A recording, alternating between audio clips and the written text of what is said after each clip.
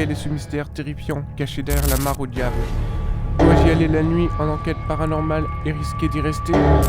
Découvrez la réponse dans mon enquête.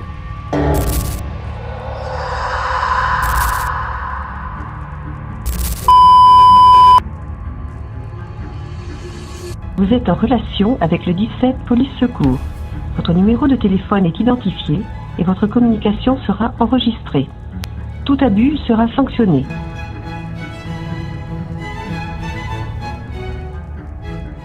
Bonjour à tous, aujourd'hui je voulais vous parler d'une légende. C'est la légende de la mare au diable.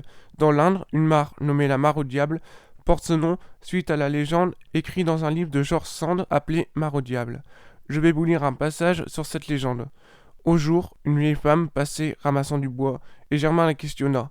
Oui, mon garçon, dit-elle, c'est ici la mare au diable. C'est un mauvais endroit. Il ne faut pas en approcher sans jeter 3 pierres dedans, de la main gauche, en faisant signe de la main droite. Cela éloigne les esprits. La légende raconte qu'une femme est morte noyée et qu'une croix a été plantée, mais qu'après une nuit d'orage, la malédiction a pris le dessus. Si on veut faire le tour, il faudra jeter 3 pierres de la main gauche et faisant signe de croix de la main droite pour éviter d'être pris par la malédiction, comme expliqué dans la lecture de la légende. Cette histoire vous a-t-elle glacé le sang? Croyez-vous à cette légende et surtout, seriez-vous prêt à vous aventurer seul la nuit et à rompre la consigne des 3 pierres?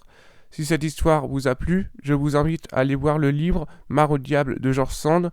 J'ai également appris qu'il existait des DVD si ça vous intéresse.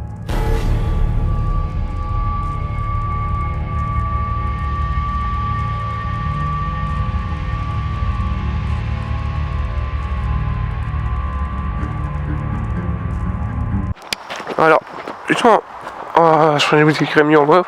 Là, il y a une légende qui est sur les pas de Georges, donc la mare au diable, qui dit en fait, donc je vais vous lire la légende, au bord de la mare, une vieille femme ramassait des bois morts.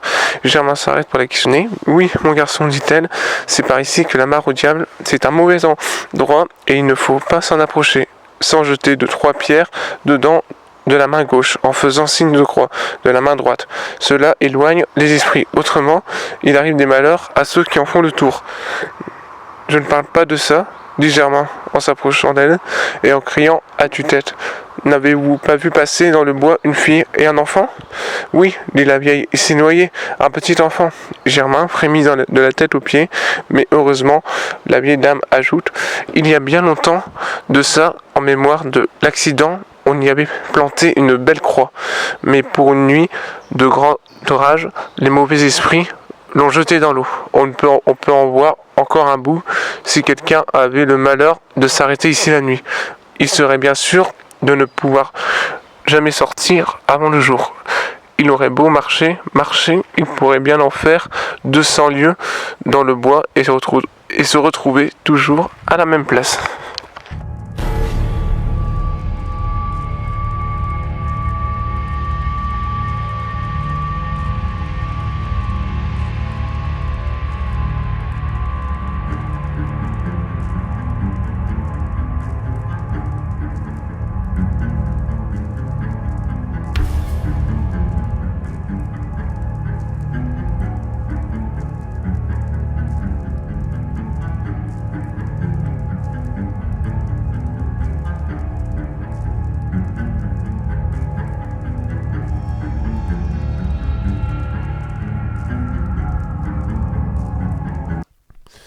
En faisant des recherches sur Google concernant la mare au diable, en regardant plus des avis en profondeur, j'ai remarqué un truc, c'est qu'il y a un lien qui explique un petit peu plus sur cette histoire. Je me suis dit que ce serait intéressant de partager cette nouvelle recherche avec vous et de l'employer dans cette vidéo. Donc on regarde les avis. Et en allant vraiment en profondeur, comme je vous le disais, hop, ils sont là. Donc on a tous les avis des gens, mais il y en a un en particulier qui m'a intéressé, que j'ai vu avant de commencer ce projet, qu'on va chercher d'ailleurs. Donc quand je regarde, je crois que c'est celui-là si je me trompe pas. On regarde, voyons voir, non c'est pas ça. Je vais vous le trouver dans pas longtemps. je continue, je regarde un petit peu, parce qu'il y a beaucoup de gens qui ont noté ce lieu. Et je me disais, en fait, quand je faisais des recherches, je me disais que dans les avis, il pouvait y avoir quelques indices qui pouvaient être utiles à l'enquête sur ce lieu.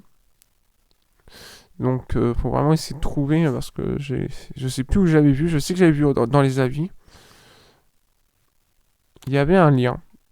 Je sais pas s'il est toujours là, mais je sais qu'il y avait un lien qui a emmené vers un site qui parlait de cet endroit. Mais encore faut-il que je trouve.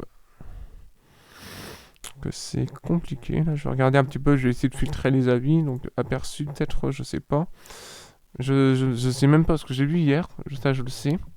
Donc, je vais relancer la page Google. Peut-être qu'il y a un truc qui s'est pas chargé correctement. Je ne sais pas. Genre, là, ah oui, donc là, je me suis trompé. Donc, on va essayer de rechercher directement sur notre. De filtrer autre chose. Donc, on va taper la mare au diable directement Mer-sur-Indre. Hop, la mare au diable. On va directement mettre Mer-sur-Indre l'endroit où elle se situe. Mais bon, il y a quand même des tas de choses comme quoi il faut regarder un petit peu partout sur Google. Et en fait, ça fait avancer l'enquête. C'est vraiment aussi, faut vraiment fouiller, faut retourner tout internet pour finalement retrouver des traces de ce qui s'est passé à l'époque. Donc on regarde, peut-être sur celle-là, non, c'est pas ça. Ah, voyez, regardez, ce lien il est là, donc on va l'ouvrir ensemble, on va regarder un petit peu de quoi il parle, et je vais le reformuler et faire un résumé directement dans une prochaine séquence de ce reportage. Donc on voit très bien tout le site. Enfin, moi je trouve ça plutôt bien foutu d'avoir fait ça, qui parle d'histoire. Donc en plus avec les illustrations et tout ça. Donc cette personne qui a fait ça, si elle se reconnaît, laissez un petit commentaire parce que vraiment c'est génial ce que vous avez fait. Ensuite du coup, on va lire un petit peu quelques extraits de ce site. Dans le bois de Chantoul, se cache discrète et mystérieuse la mare au diable, faisant référence, comme je le disais, à l'un des romans les plus célèbres de George Sand. Dans le département de l'Indre, les mares se comptent par milliers. Elles sont plus nombreuses en bois chaud qu'en Champagne, Berrichonne. Elles se situent souvent dans les prés et servent à abreuver le bétail. Certaines maçonnées sont implantées au centre du village. Autrefois, elles étaient lieu à tout faire, lessive, tannage, dépôt ou ruissage, chambre, réserve d'eau en cas d'incendie, lieu de vie où on y changeait les dernières nouvelles. Aujourd'hui, elles sont moins utiles et on a tendance à les ignorer. Certaines sont comblées, tandis que d'autres, abandonnées, se baissent petit à petit, gagnées par la végétation. La mare au diable, mare forestière, doit sa renommée à l'histoire du même nom écrite par George Sand et publiée en 1848. Cet ouvrage tourne autour de la vie à la campagne que la romancière aimait décrire. Donc franchement c'est vraiment très intéressant tout ça. Bon, je vais pas tout vous lire parce que sinon la vidéo serait trop longue, mais je vous montre un petit peu quand même quoi ça ressemble. Je vous propose que je vous lise un petit peu, genre je vous lis cette partie-là. Et du coup, je vous ferai un meilleur résumé pour que ce soit plus intéressant. Parce que vous lire ça c'est pas très intéressant non plus. C'est plus cool que ce soit bien illustré et tout ça quand même. Mais franchement, cette personne qui a fait ce site, je trouve ça hyper intéressant d'avoir reclassé toute l'histoire. Voilà. Située dans le bois de Chantoul, sur la route de Saint-Août, elle repose sur des argiles à silex décalcifiées, vieilles de 180 millions d'années environ. La végétation qui l'entoure est éloquente. Chêne Cécile, charme et bouleau, quelques hertres et châtaigniers sur la coupe récente qui aborde le chemin d'accès à la mare, se développant, bien que gêné à balai, tougère, aigle, j'ai du mal avec mes lunettes pour ça, désolé, à la Possène. Donc franchement, voilà, après, malheureusement, j'ai du mal à lire parce que j'ai le micro devant et j'ai du mal avec mes lunettes. Mais je vais vous faire un résumé parce que ce sera beaucoup plus simple et beaucoup plus compréhensible. Donc franchement, moi je trouve ça cool. Je voulais vous partager cette petite découverte pour vous montrer que dans une enquête paranormale, il n'y a pas que faire des recherches sur ChatGPT ou il n'y a pas que forcément taper sur Google l'histoire qu'on veut trouver. Des fois, il faut aller beaucoup plus profond dans l'internet. Il faut essayer de trouver sur les photos, dans les avis, peut-être s'il y a une page Google et qu'il y a des posts, pourquoi pas regarder.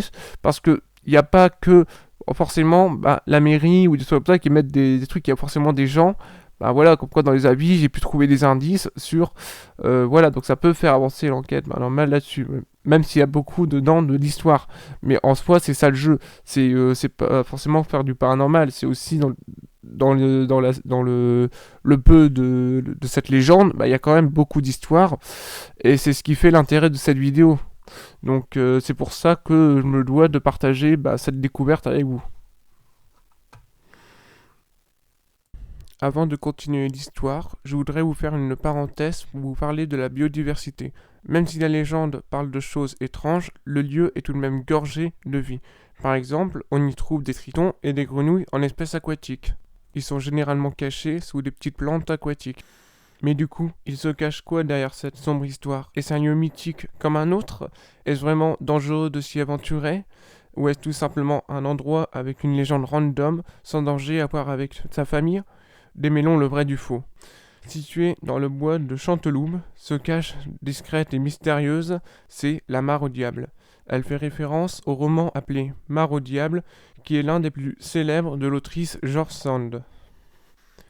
Écrit et publié en 1846 par George Sand, c'est l'histoire d'un paysan qui a perdu sa femme jeune, restant alors chez ses beaux-parents avec ses enfants. Le beau-père lui donne alors le conseil de se remarier et ne lui laisse pas le choix. Il lui demanda d'aller à Fourches chercher une riche veuve.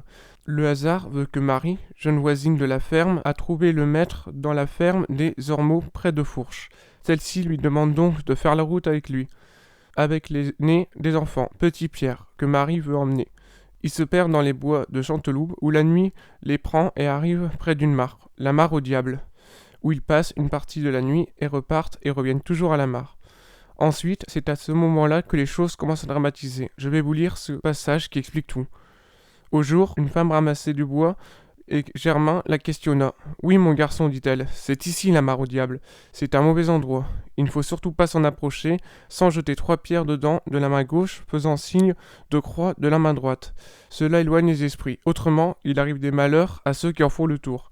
Si quelqu'un avait le malheur de s'arrêter ici la nuit, il saurait bien sûr jamais pouvoir en s'en sortir avant le jour. » Au fil des chemins et du temps, Germain et Marie se rendent compte l'un et l'autre des sentiments qui se découvrent l'un pour l'autre, mais Marie trouve Germain trop âgé et craint que son beau-père trouve Marie trop pauvre. Il se rend compte que Marie s'occupe bien de son enfant. Marie songe qu'elle pourrait être heureuse et s'occuper de sa mère toute proche de la ferme de Germain. Ce qui ne félicita pas la rencontre de Germain avec la veuve et du fermier, Marie. Ils reviennent tous les deux en abandonnant leur projet. Arrivé à la métairie, Germain rendit compte à son beau-père du résultat du voyage, qu'il accepta. Mais au fil des jours, Germain devint triste. Ne mangeait pas, ne parlait pas. C'est sa belle-mère qu'un jour voulut le savoir. Après plusieurs jours, les beaux-parents acceptèrent que Germain aille demander Marie en mariage, ne voulant pas voir leur gendre malheureux. Cette belle histoire se finit par un mariage où tout le monde sera heureux. Morale de l'histoire, l'amour l'a emporté sur l'argent. J'espère que cette petite histoire vous aura plu. Dites-moi votre avis en commentaire et dites-moi aussi si vous voulez d'autres histoires comme celle-ci. Si cette vidéo vous a plu, vous pouvez la liker, la partager et vous abonner. Et moi je vous dis à très bientôt dans de prochains projets.